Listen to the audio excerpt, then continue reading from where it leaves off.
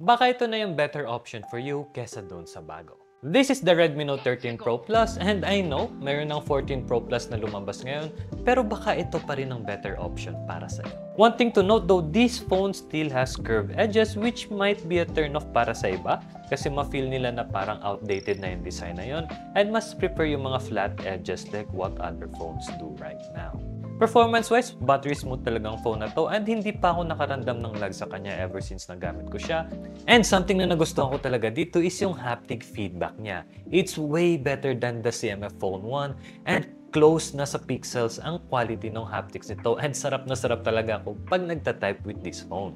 Nausapang camera sandali. I was able to test this out side by side doon sa mga 14 Pro Plus, yung mga nasa mall. And ang napansin ko is hindi naman ganun kalaki talaga naging difference ng improvement ng camera.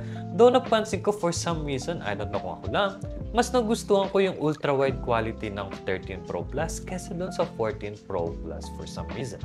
Pero something that really disappoints me is akala ko magiging safe na to from the ads considering na ito yung top of the line pagdating sa Redmi series. And by that, ang ibig sabihin ko is, why the heck is there ads sa settings ng phone? Which is really annoying dahil settings na to. And if you don't believe me, boom!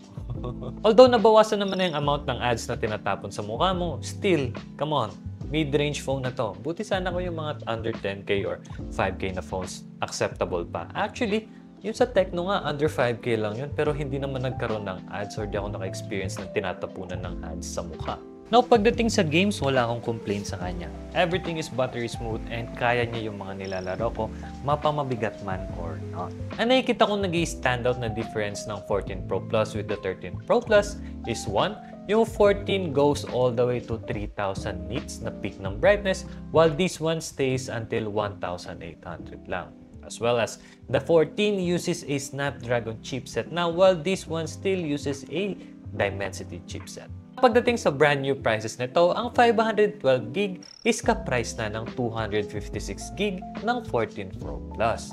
In that aspect, mas pipiliin kong pumunta dito kaysa doon sa 256. And if you're the type of person that requires more space and as well as mas prefer mo yung ganitong layout ng camera kaysa doon sa malaking squircle na bulk,